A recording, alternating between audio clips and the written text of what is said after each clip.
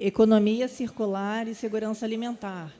Por favor, Vinícius Crespo, do Instituto Fecomércio e Sustentabilidade, e Cíntia Anjos, do Supermercado Zona Sul.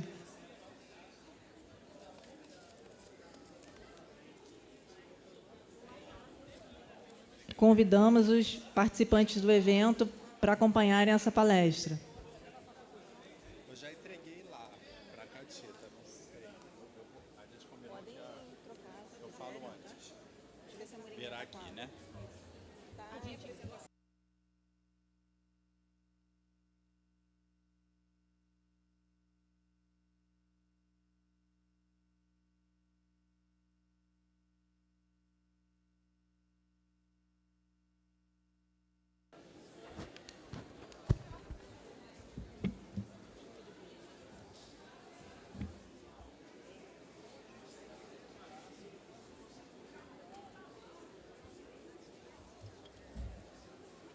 Obrigado.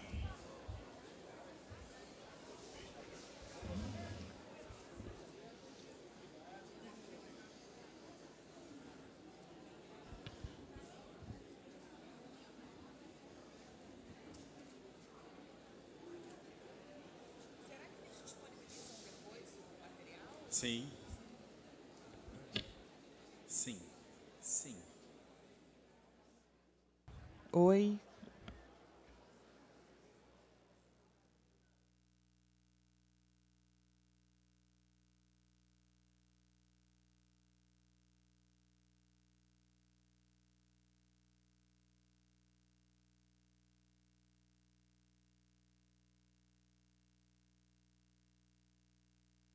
Ah, pode? Tá. Obrigada.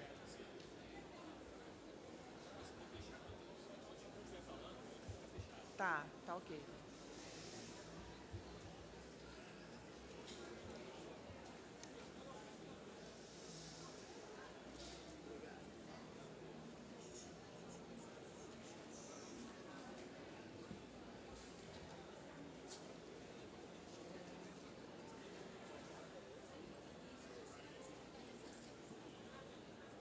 Eu não entendi. Tá bom.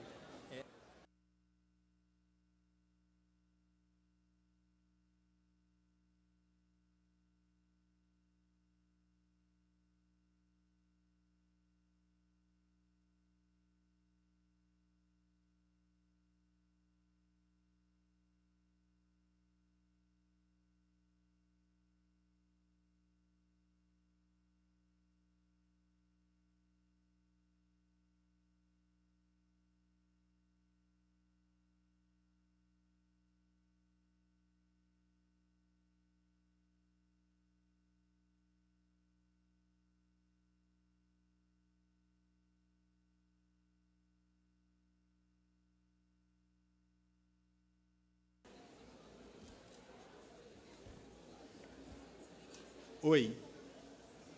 Já está valendo?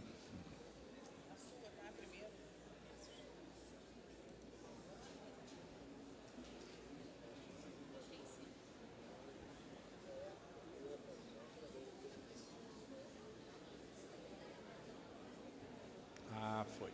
É aqui em cima.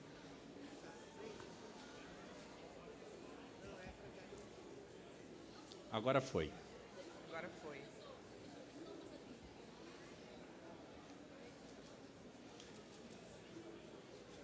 Então vamos, para a gente cumprir o nosso tempo. Boa tarde a todos. Primeiro agradecer a oportunidade aqui, em nome do meu presidente, Antônio Florencio de Queiroz Júnior, agradecer a Bia, a todas as pessoas que participam e construíram esse Green Rio, que está uma das, sem dúvida, a melhor edição de todos, a Mônica, o Álvaro, toda a equipe.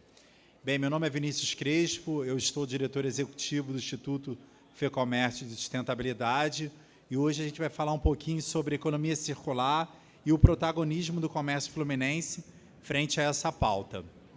Eu trago aqui primeiro, no meu primeiro slide, planeta Terra, e não à toa eu trago o Brasil como no centro do mundo, e a gente vai entender um pouquinho por que o Brasil é esse protagonista, né, quando a gente fala de economia circular e das questões ambientais. né? Então, eu começo a indagação, né? Cumprimentar aqui a Cíntia também. Prazer estar aqui com você, Cíntia. E como é que a gente achava que chegaríamos em 2023, né?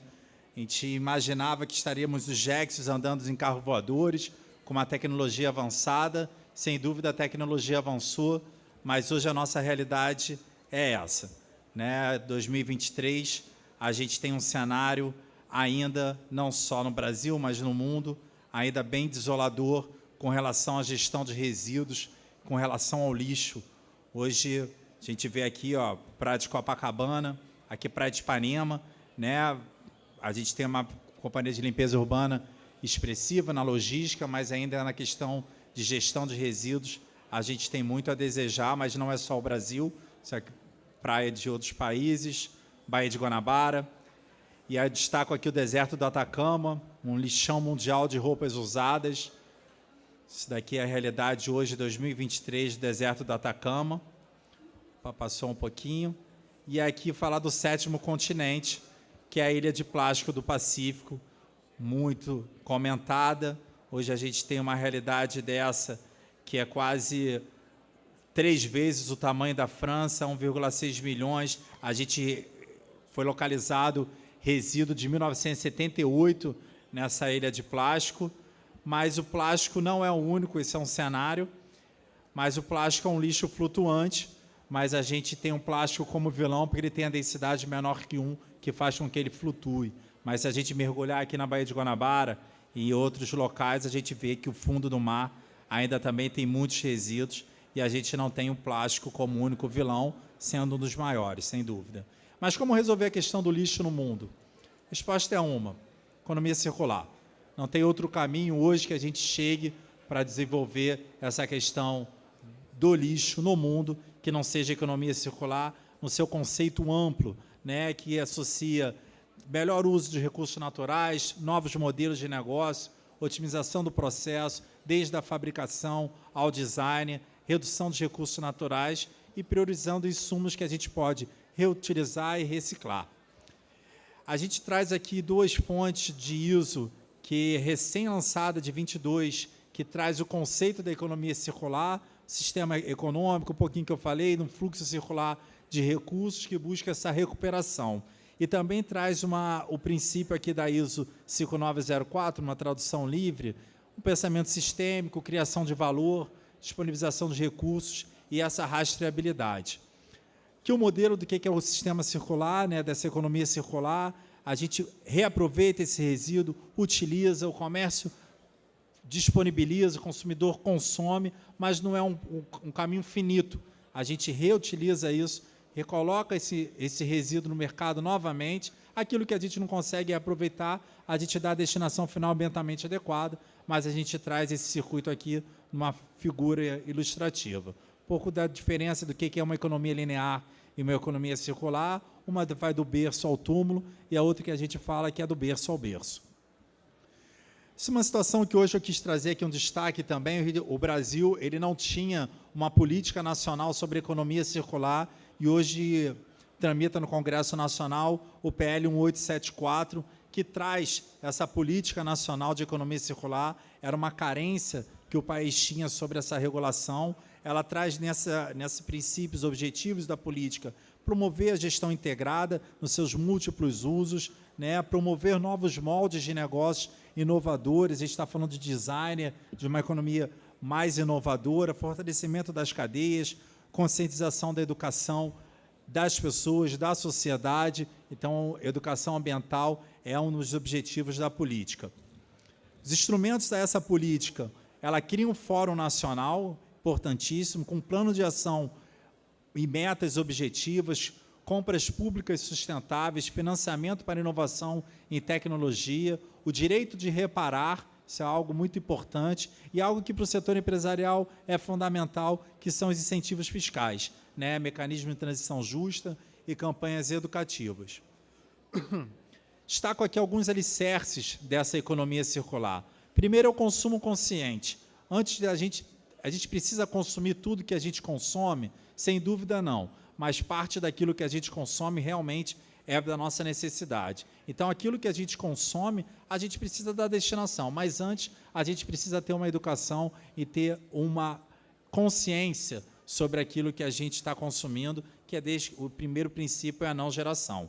Circularidade dos resíduos, uma vez consumido, como eu falei, a gente precisa de água, eventualmente vai precisar que ela esteja em garrafas plásticas, e a gente tem que dar a destinação correta a essa água. E educação ambiental. Não existe qualquer ação ambiental que seja correta, que seja perene, que desconsidere a educação ambiental como seu alicerce. Trago aqui algumas medidas e políticas relacionadas à economia circular no mundo. A gente vê aqui alguns destaques. A Alemanha já funciona isso há 30 anos, mais de 30 anos, é a líder mundial, então a gente tem isso. E agora o Brasil, né, vem se colocando nesse lugar necessário sobre esses pontos, mas a gente traz alguns destaques. Falando de Brasil, a gente destaca aqui como é que está a reciclagem do Brasil e em relação ao mundo, como é que está esse ranking mundial. Destaco aqui os 5 maiores países que fazem reciclagem. Então, a gente tem a Alemanha com 63%, 67%, seguido pela Coreia do Sul com 60%, Áustria, Eslovênia e Bélgica, né? Então, se destaca lá, é difícil a gente comparar aos países desenvolvidos, nós em desenvolvimento, mas a gente reclamava do 7-1, mas a Alemanha dá 67% para a gente, e o Brasil tem uma reciclagem de 4%, que oscila entre 2% e 5%, segundo a Brelp. Mas você veja que esse dado de 4%, a população brasileira, né, tem uns dados expressivos aqui. Por ano, a gente gera 82,5 milhões de toneladas, uma perda de 14 bilhões de anos no descarte inadequado desses resíduos. Mas 72% dos brasileiros não separam lixo comum e reciclável, apesar de que 77% entendem que esses resíduos são recicláveis. Então, existe, por isso que a gente traz a educação ambiental como alicerce, porque essa é uma questão que as pessoas sabem disso, elas só não destinam isso. Mas a gente comparar o Brasil com a Alemanha seria até desleal, até uma covardia com a gente fazer essa cobrança. Mas quando a gente olha para os nossos vizinhos do lado, que têm PIBs parecidos, a gente perde, quanto a gente recicla 4%, a gente tem Chile, Argentina, África do Sul e Turquia, com uma média de 16% de reciclagem, segundo a SWA. Então, não é uma questão só de ser um país em desenvolvimento, mas é uma questão cultural, uma questão de educação, mas é questão de infraestrutura e de oportunidade. Mas a gente tem um outro ranking, que é a lata de alumínio. A gente, nesse local, a gente é o primeiro do mundo. A gente está reciclando quase 100% das latas de alumínio. E aí eu trago aqui uma indagação. É consciência ambiental ou subemprego? Né? Então, não é uma questão das pessoas estarem preocupadas com alumínio e reutilização do alumínio, e sim uma questão de subemprego. E aí você vê que o Brasil 98,3% e na frente de tantos outros. E aí, como a gente tem uma situação de B2B aqui no Green Rio, a gente traz aqui como é que a economia circular pode e deve fomentar o seu negócio, né? Eu trago uma frase aqui do dramaturgo irlandês, que é impossível progredir sem mudança, e aqueles que não mudam suas mentes não podem mudar nada. E essa é uma realidade que a Ibovespa apresentou. Se a gente tem aqui um dado que, desde a linha mais escura, mais clara, a gente está falando da grande, da média, da pequena, empresas que não terão valor econômico em 2050, se elas não considerarem dentro das suas práticas as tendências, as regras do ISG ou do ASG. E aqui a gente traz alguma linha, uma nuvem de palavras sobre oportunidades e benefícios. A gente está falando de competitividade, admiração, credibilidade, acesso, desenvolvimento regional, aumento de produtividade, respeito, mercado de carbono, ISS neutro, várias oportunidades que a gente traz desse negócio. Uma pesquisa da Confederação Nacional do Comércio apontou que todas as empresas sabem o que significa ESG e 8 em cada 10 conhecem a economia circular. E dentro do setor do comércio, bem, serviço e turismo, né, que representa a Confederação Nacional do Comércio, mais de 65% apontam que apresentam atuação em economia circular a partir da gestão de resíduos. Então, produção consciente vem em seguida, mas essa é a questão. Mas a gente tem um dado aqui também sobre isso, que 86% consideram a sustentabilidade importante para a empresa, mas a metade não vê oportunidade em ganhos reais para essa situação. Isso é um dado expressivo que a gente precisa combater e entender que, sim, há ganhos reais nessas ações. 80% contratam fornecedores com boa prática e meio ambiente, 75% consideram que o tema ganhará importância e 17% estão abertos a críticas e sugestões de funcionários. Mas quando a gente vê para a indústria, isso é um dado da CNI, a gente traz um outro cenário, né? Por que elas realizam essas práticas, né? E aí você vê que a questão é financeira. 47,3% é eficiência operacional, né? Seguida de oportunidade de novos negócios, 22%, solicitação de clientes, né? Atendimento conformidade legal, solicitação de acionistas, não sabem, e outros. Mas é o ganho financeiro que faz com que a indústria tenha essas ações de boas práticas em ESG. E aqui eu destaco aquele meu primeiro slide, por que o Brasil mais uma vez, aqui a gente tem o professor Paulo Protásio, que fala o Brasil no centro do mundo, a mudança do mapa, e a gente tem o Brasil no centro do mundo quando a gente fala de questões ambientais, né? A matriz elétrica limpa, 84,8% de fontes renováveis, energia é um ponto muito importante, a baixa intensidade de carbono da indústria, é a segunda maior produção mundial de biocombustível. Então, a gente vem começando a trazer a gente no ranking de situações que a gente não se encontrava. Maior biodiversidade do planeta, 20% do número total de espécies da Terra está no Brasil. Ampla cobertura florestal, aí a gente tem uma questão do mercado de carbono muito importante, 58% do território nacional tem essa cobertura, e a maior disponibilidade hídrica do mundo, a caixa d'água do mundo é o Brasil, com 12%. Então, a gente traz aquele outro cenário, que a gente ficava lá embaixo na reciclagem, mas a gente tem um potencial ambiental muito grande que é pouco explorado. Então, acho que é um destaque que a gente tem que trazer, sim, o Brasil no centro do mundo, para outras questões. O mercado de carbono, que eu falei um pouquinho, também dentro dessa linha, o que é o potencial do Brasil nesse mercado de carbono, mercado que hoje a gente ainda está no voluntário, mas está se caminhando para um mercado regulado. O Brasil pode movimentar entre 493 milhões de dólares a 100 bilhões com o mercado de carbono até 2050.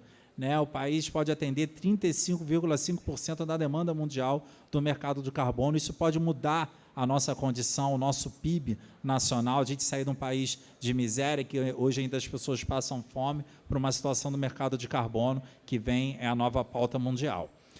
Potência mundial do carbono, né, um pouquinho que eu já falei, 39% das florestas tropicais do planeta, 85% da geração de renováveis, biodiversidade do mundo e produção mundial de biocombustíveis, que eu destaquei no outro slide, mas eu quis trazer aqui novamente para trazer o quanto que esse mercado de carbono pode ser potencializado.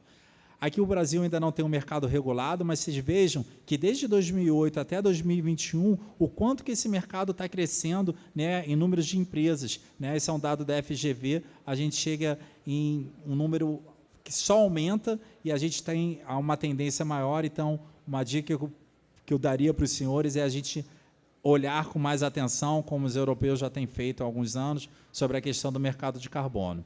Destaco aqui sobre o ISS neutro, falando do comércio de bens e serviços. Quando a gente fala de mercado de carbono, a gente sempre fala muito de setor primário e secundário, né? Agricultura, floresta em pé e a questão da indústria, fumaça. E nunca é considerado comércio, mas isso não é só no Brasil. O mundo não considera o comércio na questão do mercado de carbono. E, recentemente, foi publicada uma lei municipal que a gente trouxe o comércio a esse protagonismo, porque, muitas das vezes, como a gente vai mostrar aqui, aquele resíduo só foi parar na reciclagem por meio do comércio. E o comércio é desconsiderado nesse ponto. Então, surge a lei municipal aqui no Rio de Janeiro, que é a 7907 de 2023, que dá uns estímulos fiscais ao participante de mercado de carbono e traz o comércio nessa linha, onde há uma redução de 5% para 2% da alíquota do ISS, né, um incentivo de 60 milhões ao ano. Ela tem um caráter temporário, dentro a linha da Agenda 2030, ela vai até 2030 e ela está para ser regulamentada pelo Poder Executivo. Os requisitos de adesão a essa lei: ser contribuinte do ISS no Rio de Janeiro, contratar serviços aqui na cidade, adquirir créditos de carbono com a marca Standard e estar em regularidade fiscal evidente com o município. E agora eu trago aqui a questão, já caminhando para a parte já final, de como o comércio pode e vem ajudando nessa economia circular. Primeiro, falar um pouco da força do comércio fluminense. Né? A gente está falando do comércio de bens, serviços e turismo do estado do Rio de Janeiro. A segunda economia do país se deve, sem dúvida, a esse setor. São mais de 422 mil empresas relacionadas, 98% são micro e pequenas. É um dado importante, porque o micro e pequeno, por vezes, não se vê nesse lugar, e a gente tem que olhar para ele, porque o comércio muito heterogêneo, muito pulverizado. Eu trago um exemplo assim, tem um acidente, vira um navio na Baía de Guanabara, todo mundo fala do derramamento de óleo e acontece isso e realmente é uma catástrofe. Mas a gente já catalogou mais de 600 oficinas mecânicas que despejam diariamente litros de óleo na Baía de Guanabara e geram um impacto talvez muito maior do que aquele navio que acontece essa situação. Então, é importante a gente ter esse olhar para os micros e pequenos. 72% do PIB fluminense está dentro do comércio e bens e serviços, 2/3 dos empregos gerados. E a gente está falando da capilaridade da FEComércio. A FEComércio é constituída pelo SESC, seu braço social, o SENAC, e é o capacitacional de educação. E a gente tem 2 institutos aqui no Rio de Janeiro, o de pesquisa e análise, que é o IFEC, e o IFES, que é o primeiro instituto de sustentabilidade vinculado ao Sistema S do país. Ele foi lançado em 8 de dezembro de 2021, né, como o primeiro instituto, e aí você mostra essa questão da vanguarda do Rio de Janeiro e a valorização que o setor aporta sobre a pauta da sustentabilidade. É um instituto sem fins lucrativos, evidente, uma personalidade jurídica própria, tem um estatuto, um CNPJ próprio, o que permite que a gente pudesse avançar em tecnologias e modelos de negócio que, estatutariamente, SESC, SENAC e FEComércio não poderiam. Enquanto a gente lança o instituto, entendendo essa questão que eu passei aqui para os senhores sobre a questão da reciclagem, a gente já vem falando sobre tecnologias verdes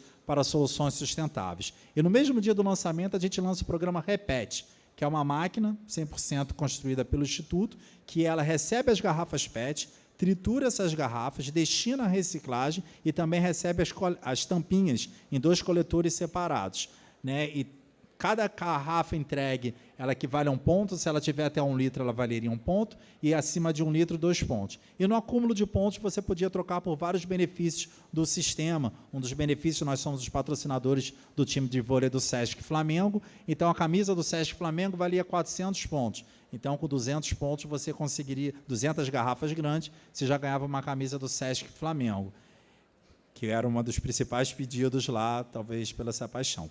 4 meses depois, nós lançamos o programa Revidro, que era uma máquina também, um instrumento, que ela triturava essa garrafa de vidro, em 3 segundos, transformando esse vidro em areia, facilitando o manuseio, reduzindo o volume. Essa areia, ela sequer servia para cerol, porque ela não cortava a mão, e ela tinha um outro ponto, todo o material também destinado à reciclagem, beneficiando as cooperativas de catadores, mas também ela combatia um outro ponto, que era o mercado ilegal da falsificação de bebidas. Hoje, o Brasil perde mais de 10 bilhões no mercado ilegal, o Rio de Janeiro é o 3º maior estado em venda de produtos ilegais, porque 1 em cada 4 garrafas de vodka, principalmente na noite, é falsificada, 1 em cada 5 garrafas de uísque é falsificada, porque uma garrafa, se ela tiver com seu rótulo, com a caixa vazia, ela é comercializada no mercado negro a R$ 25 a R$ 30, porque ela é envasada novamente. Então, o programa Revidro, além desse beneficiamento social e ambiental, ela também tinha essa questão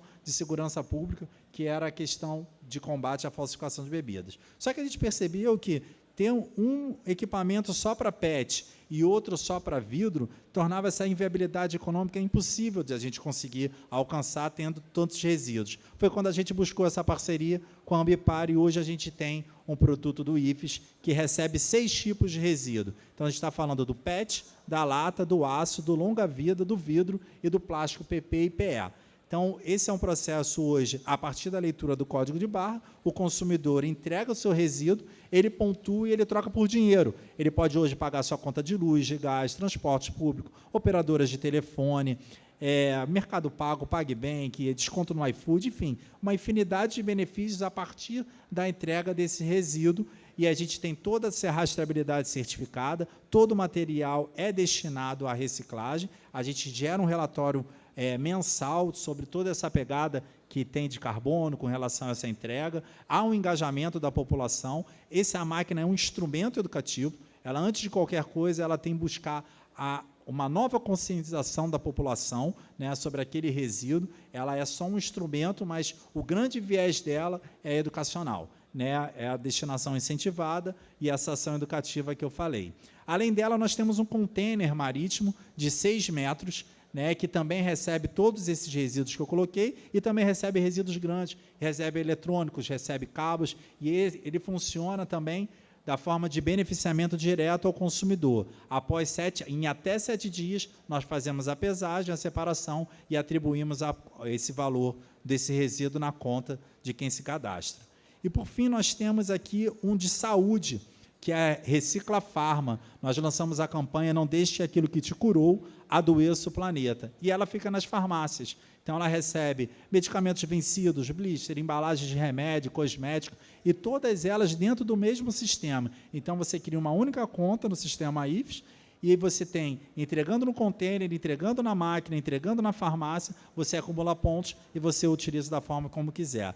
Temos no estado do Rio de Janeiro mais de 92 equipamentos em expansão, mas é um equipamento que é integrado em rede nacional, que é um pouquinho dessa questão que eu falei. Já chegamos a 92, já passamos. Hoje tem 30 estações do metrô, 25 unidades do SESC, 25 do SENAC, tem no Bondinho do Pão de Açúcar, semana que vem inaugura 2 no Galeão, no Museu da Manhã, enfim, é um projeto que vem se expandindo muito grande. Aqui um pouquinho dessa logística reversa em 360 graus, a gente faz esse monitoramento todo remoto, com 70% de capacidade da máquina, já vai uma equipe nossa e já faz essa coleta, fazemos a triagem, pagamos ao serviço ambiental às cooperativas e certificamos todo o relatório.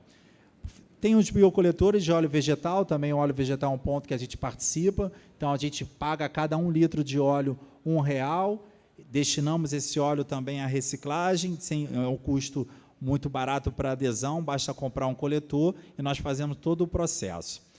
Enfim, a gente destaca aqui a participação em grandes eventos, como o Green Rio, mas aqui é uma foto do Web Summit, que aconteceu aqui esse ano aqui no Rio de Janeiro, um evento muito famoso de Portugal, Lisboa. E a gente, ano passado, assinamos no Rock in Rio o Espaço Sustentabilidade. Né? A Disney fala que, no momento de entretenimento, é um momento muito importante, muito fácil as pessoas entenderem, e a gente traz educação ambiental nesses locais. Então, a gente assinou o Espaço Sustentabilidade, passaram uma média de 5 mil pessoas, isso foi localizado ali na área VIP, na foto abaixo está a Paola Oliveira, enfim, eram grandes nomes que passavam ali, e a gente, na época, lançou a campanha Raspas e Restos Me Interessa.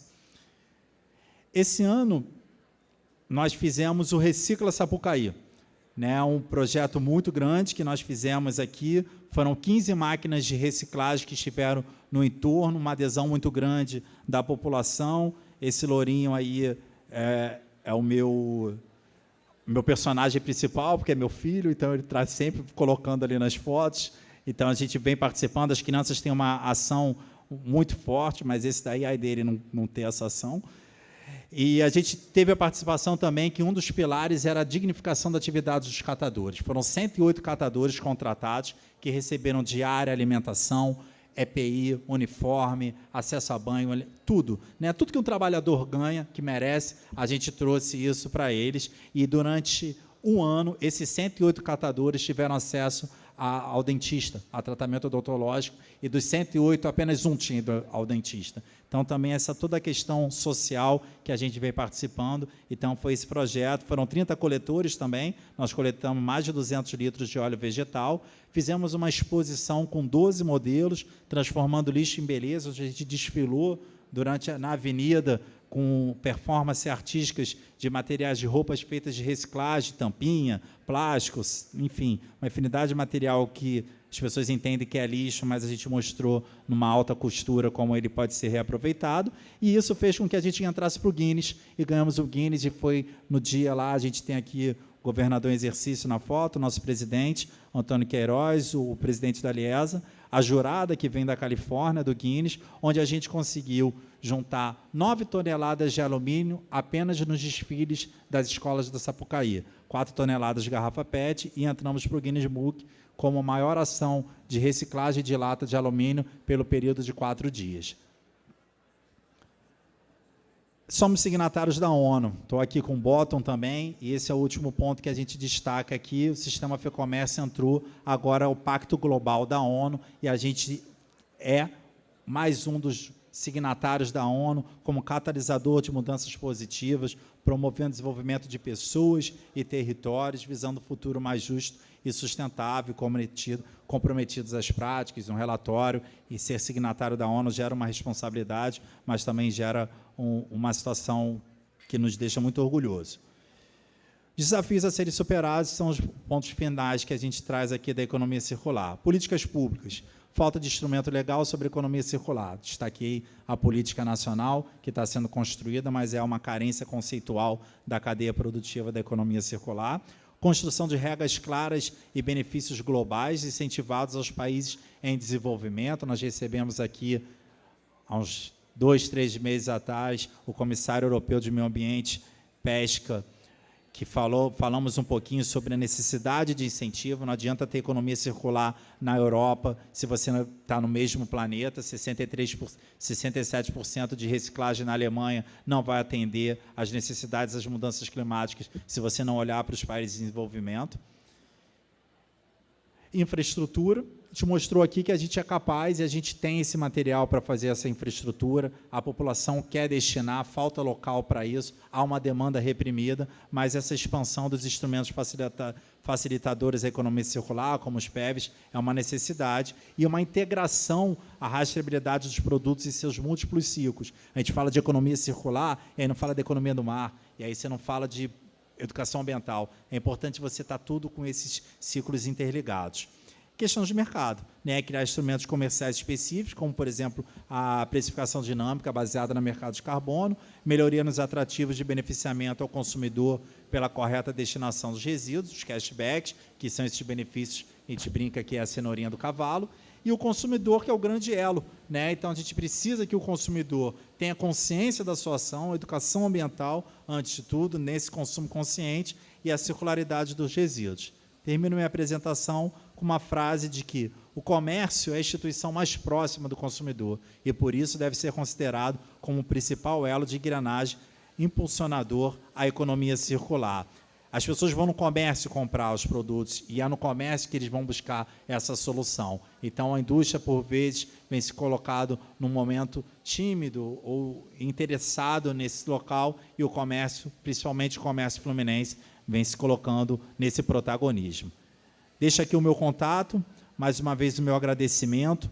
É uma oportunidade para estar aqui no Green Rio, falando um pouquinho para vocês o que o comércio vem fazendo, em especial o comércio fluminense. O Rio de Janeiro é a porta de entrada do turista internacional, sempre foi a vitrine do país, né? A gente tem uma política estadual anterior à política nacional de resíduos sólidos, isso mostra o quanto que existe essa vanguarda e a gente vem se colocando no lugar necessário e por isso que a gente traz esse protagonismo do comércio fluminense. Muito obrigado.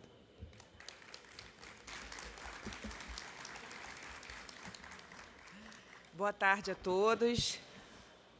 Muda a minha... Coloca, por favor, minha apresentação.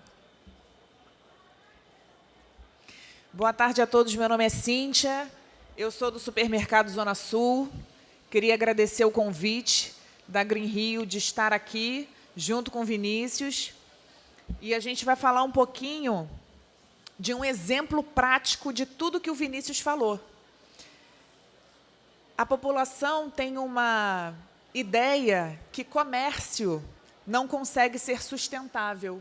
E a gente veio mostrar para vocês todas as iniciativas sustentáveis que um supermercado faz. Dentre os 17 ODS da ONU, a gente está em 16. E todas as nossas campanhas, todos os nossos projetos, nós auditamos eles, justamente para estar um número comprobatório, com transparência, para todos os nossos clientes, tanto interno quanto externo. Vinícius, me empresta. Falando um pouquinho do Zona Sul, nós estamos em todo o litoral do Rio de Janeiro. Temos 64 anos de história. Começamos como uma feira, como feirante, na Feira de Ipanema, e isso foi crescendo. Foi um sonho de 3 irmãos, que hoje em dia é uma empresa com 7.000 colaboradores. É uma empresa que tem um pilar como é uma empresa que tem um dos pilares a sustentabilidade, e a gente tem muito orgulho de falar isso. Não só a sustentabilidade, mas a gente gosta de pessoas, a gente gosta de gente. Então, os maiores benefícios que nós temos são principalmente para os nossos funcionários, né? São 5 refeições ao dia, planos de saúde excelentes e um programa de qualificação interna que justamente a gente atua no social da sustentabilidade, né? E a gente tem muito orgulho de falar que a gente tem 46 lojas, são 46 mercados, 2 deles são atacarejos, como os megaboxes, e dentro de toda essa estrutura nós montamos alguns projetos, que eu vou falar aqui um pouquinho para vocês. Não passando, tem algumas curiosidades que eu gosto de falar, que o Zona Sul tem uma veia muito gastronômica, né? É uma veia que a gente gosta de chamar de polo gastronômico. E aí, dentro do supermercado, com todos esses projetos que eu vou apresentar, a gente gosta de mostrar que existe várias iniciativas dentro do supermercado que não é apenas voltada ao financeiro, ao custo, ao lucro, e a gente vê muito isso, né, dentro das nossas iniciativas. Vou passar aqui. Não consigo passar. Foi. Aqui nós dividimos em 5 processos, né, todos os nossos projetos, começando como gestão de resíduos.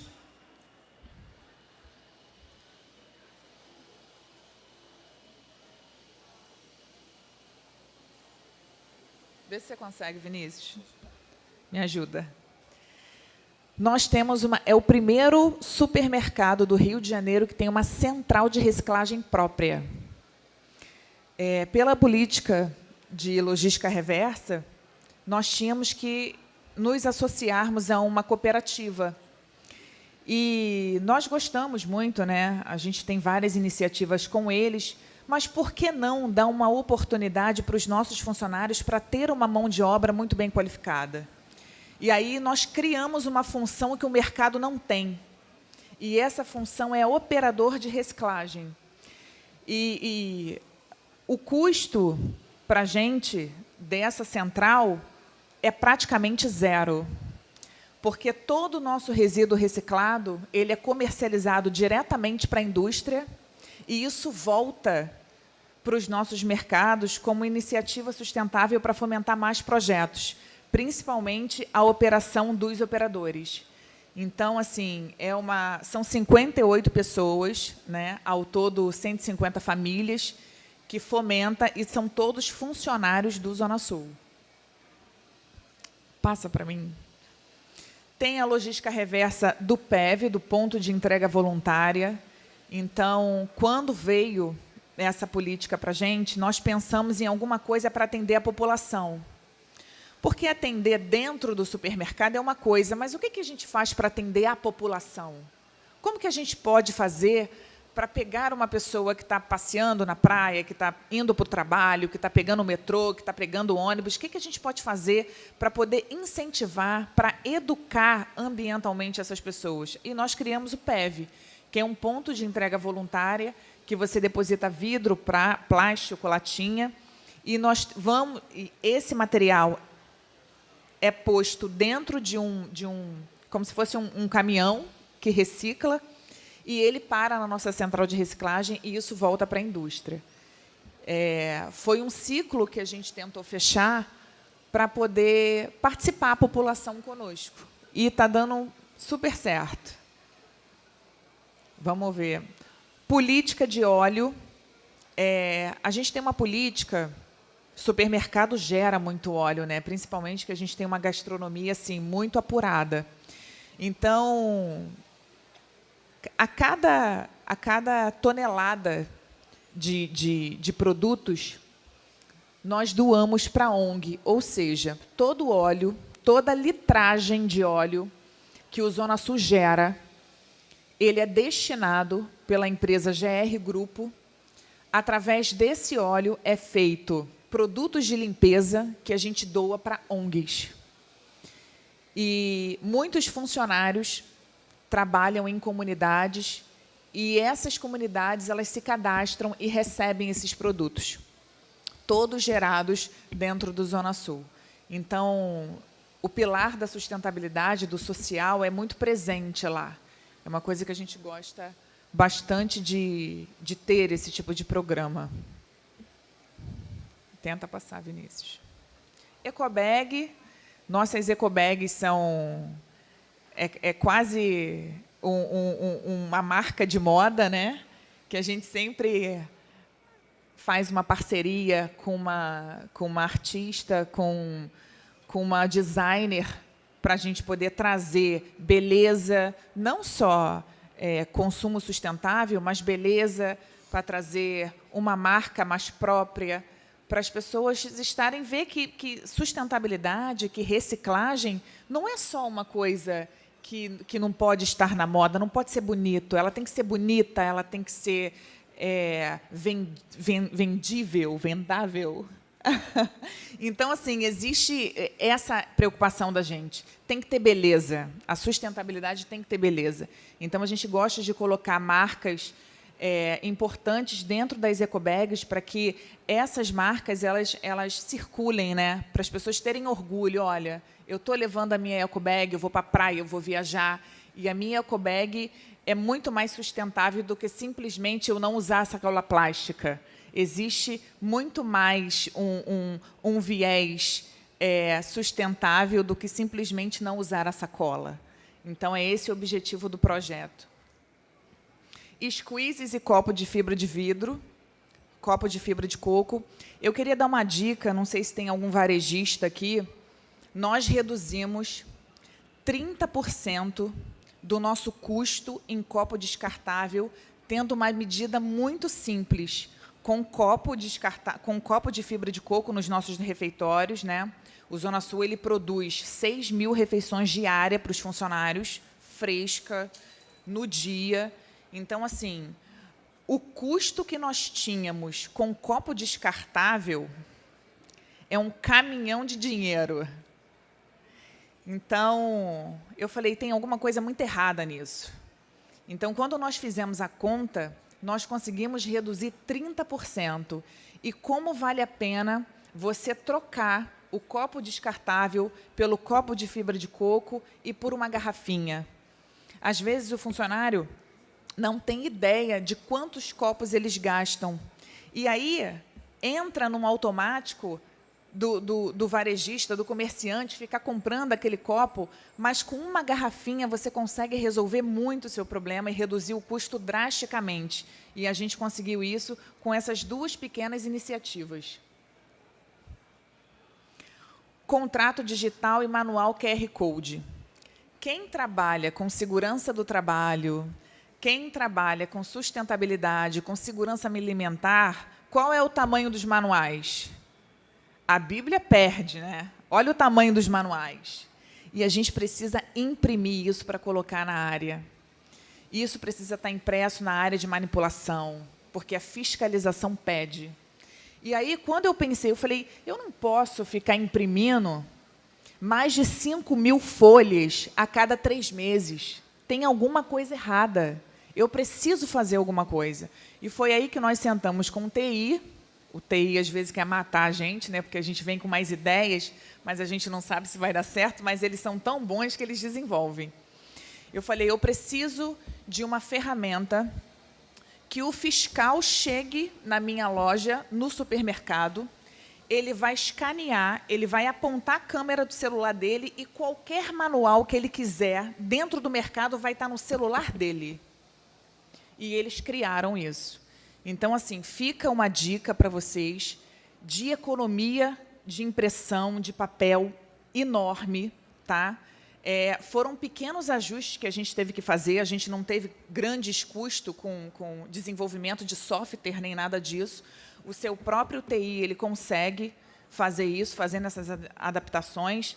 E nós temos 3 fiscais que elogiaram muito, levaram essa iniciativa para outros mercados, porque esses manuais fica até cansativo dentro de uma auditoria, dentro de uma fiscalização, eles sentarem e verem 30 manuais, 20 manuais. Então, no celular dele, ele consegue baixar, ele consegue armazenar e ele consegue até dar uma resposta depois para a gente sobre aquilo que ele estava fiscalizando. Então, foi uma iniciativa que reduziu o custo muito grande. Produção de móveis de madeira. O Zona Sul não compra mais mesa. Não compra mais. Quando nós percebemos que as caixas de bacalhau a gente podia fazer mesa, nós contratamos uma equipe de marcenaria e falamos assim, desenha, o céu é o limite.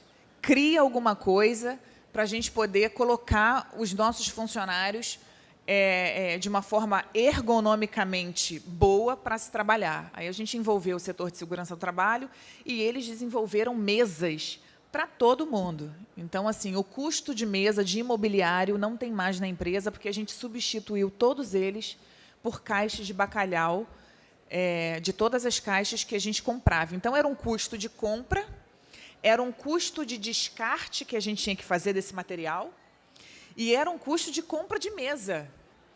E a gente reduziu, se a gente for colocar aqui, em todos os projetos, o custo que nós reduzimos foram mais de R$2 milhões em um ano, só com pequenas iniciativas. Então, assim, é muito importante ter um setor que olhe para essas questões, porque isso faz toda a diferença no seu lucro, isso faz toda a diferença no seu produto final. Gestão de aproveitamento.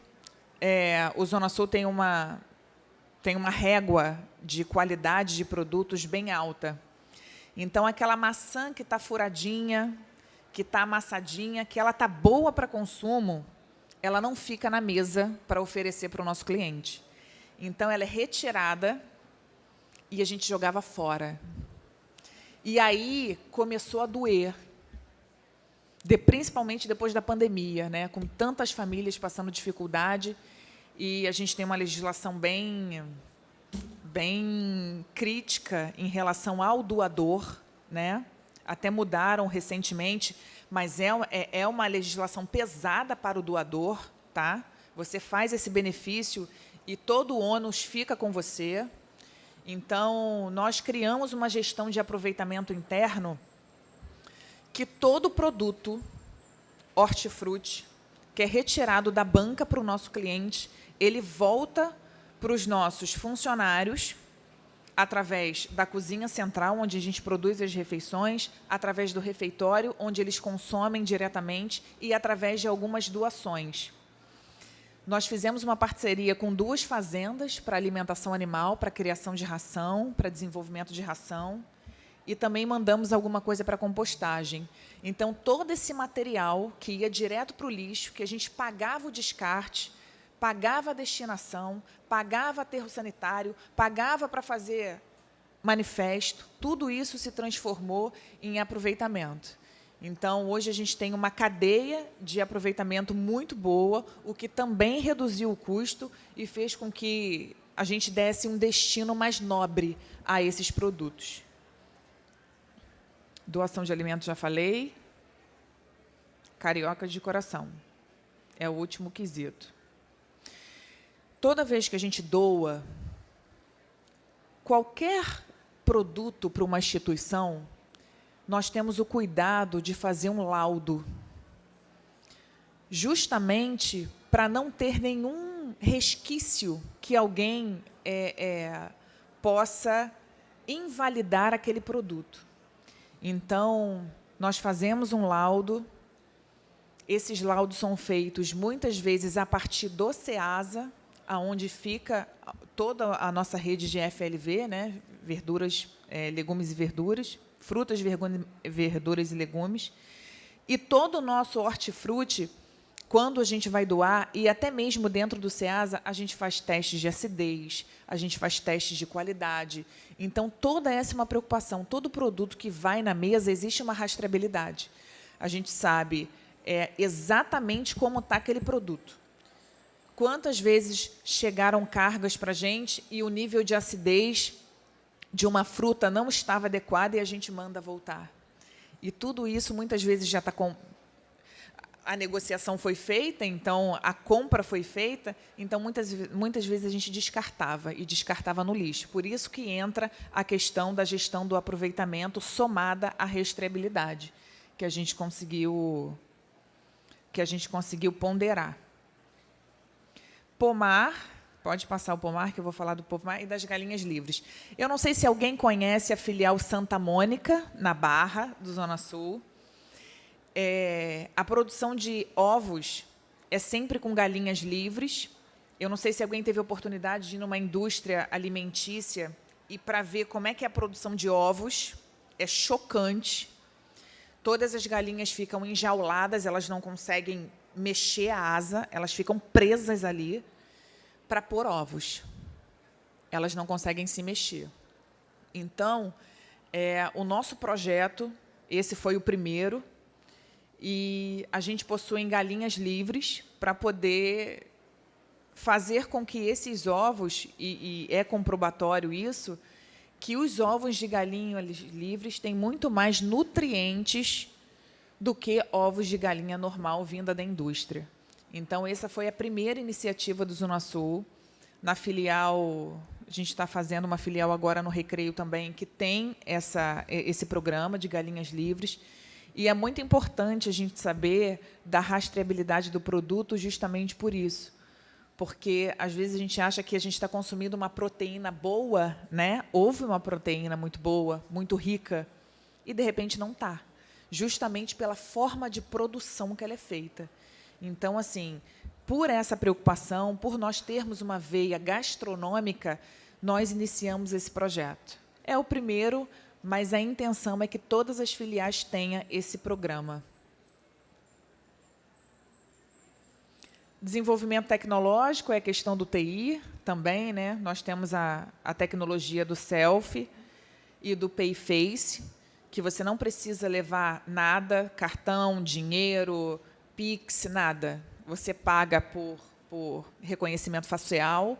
Então, é um cadastro muito simples que você faz, e os clientes pediam muito isso, né? Principalmente os clientes que estão na praia, querem comer uma pizza, querem tomar um refrigerante, querem tomar uma bebida, e aí eles não levam absolutamente nada. Então, essas tecnologias é para atender essas pessoas que não querem andar com bolsa, enfim. Nós desenvolvemos essa tecnologia para facilitar a vida dos clientes. E é bom porque a gente economiza papel, não imprime cupom, e só nessa economia nós tivemos 45% de economia em papel, porque toda compra que você faz, você sai 3 tickets, 3 tickets, 3 tickets. Então, assim, nós temos uma média de clientes bem volumosa em nossas redes, e foram 45% que nós conseguimos tirar do mercado esses papéis, né? Energia limpa, a gente tem um projeto de energia limpa com placa solar. A gente faz energia incentivada no mercado livre de energia, e isso tem reduzido demais o nosso potencial, né, o custo com energia, e a energia solar ela veio para ficar. A energia solar dá uma redução de custo muito grande no negócio, e todas as filiais, a gente está tentando colocar essa tecnologia para que isso reduza cada vez mais, né? E é uma energia mais limpa, é uma energia incentivada, é uma energia que a gente gosta de trazer para a população. Entrega verde, nossas entregas são feitas sempre por moto elétrica, bicicleta ou a pé, porque a gente está reduzindo cada vez mais as frotas, tá? A gente não quer ficar emitindo efeito estufa, gás na atmosfera, né, gás carbônico, então a gente está tentando cada vez mais aumentar essa frota de entrega verde. A fachada verde foi um plano que a gente pensou e deu certo, ela reduz até 6 graus Celsius, ainda mais no verão do Rio de Janeiro. Então, a fachada verde ela é um projeto muito bom. Então, em lugares assim bem quentes, fica muito bacana, fica bonito, potencializa a marca e tem uma redução de 6 graus Celsius assim, naquele ambiente. Então, fica super fresco, sem ventilador, sem ar-condicionado, e a gente está implementando cada vez mais nos mercados. Uso eficiente de água são as cisternas que a gente tem de água da chuva. A gente tem bastante aproveitamento de água da chuva para lavagem de calçada, banheiro. É importante frisar que essa água ela não vai para a pia, para ter lavagem de mão, para cozimento de alimentos, é somente para lavação. Transformação de tecido. E aí eu vou aproveitar o que o Vinícius falou sobre o carnaval. Uma das maiores dores do comércio, né, principalmente da indústria têxtil, é o tecido. Porque o tecido não tem solução para ele. Não tem solução. Você precisa incinerar, da incineração você tem que ter um laudo, e é barato? É barato? Imagina uma empresa com 7.000 funcionários gerando uniformes diariamente. Então, era uma dor que não tinha solução. Então, o que nós pensamos? Ao invés de destinar, por que não transformar? A gente está no Rio de Janeiro, a gente está numa cidade festiva, vamos usar o carnaval. Então, todos os nossos uniformes, eles são higienizados e são doados para as escolas de samba fazerem a parte interna das alegorias e adereços para não machucar. Quem já desfilou sabe como aquele ferro machuca. Corta, sangra, é horrível. Aquela fantasia pesada. E o tecido, nós desenvolvemos um tecido que não é só algodão. Tem uma parte do tecido que ele é bem respirável, uma parte PET. Então, assim, o folião ele não fica molhado de suor, porque existe uma refrigeração mais rápida, né? Uma oxigenação. Então, a parte interna das alegorias é todas feitas com esse tecido dos uniformes do Zona Sul. Então, foi uma forma que a gente usou para transformar esse tecido. Gosto muito de falar sobre isso, porque foi um caso de sucesso.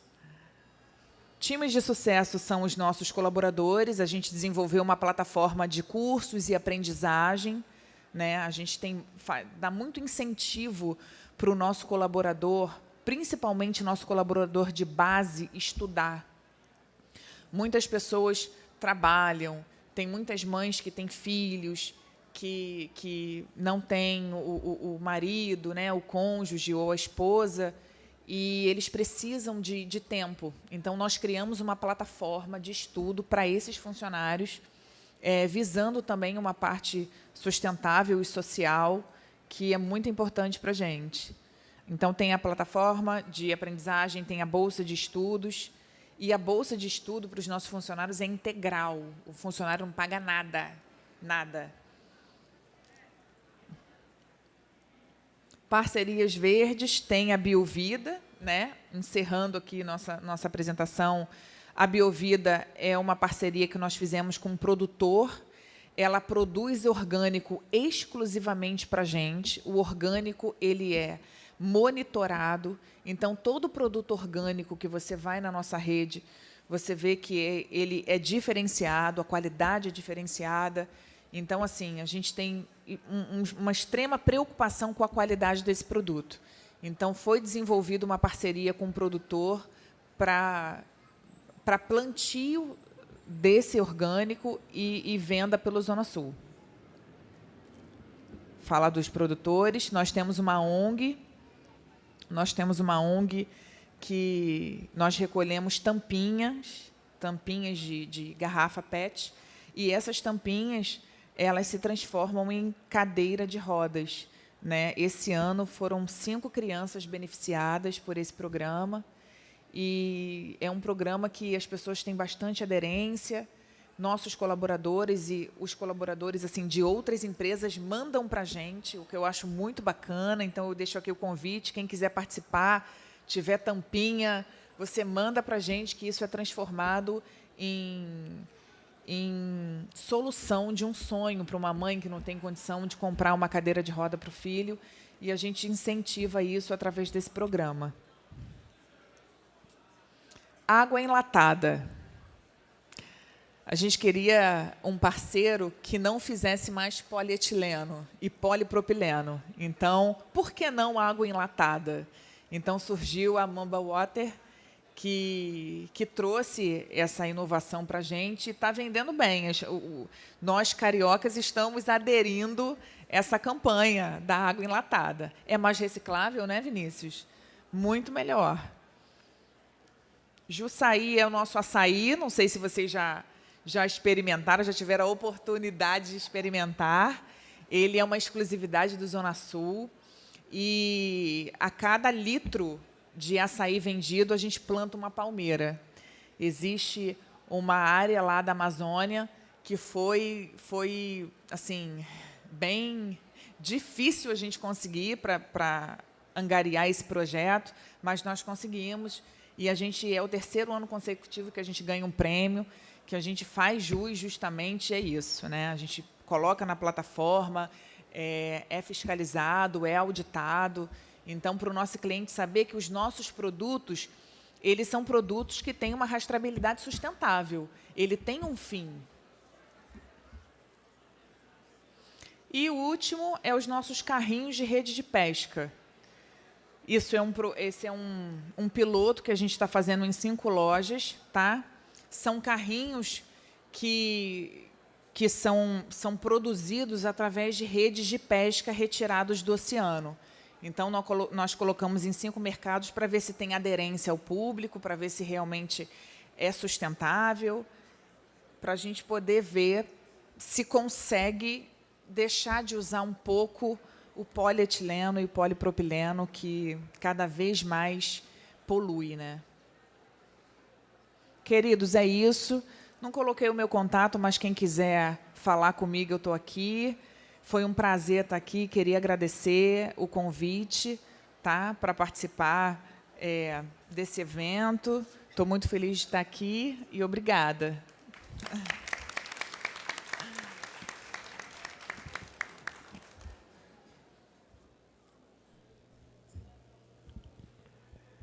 Enfim,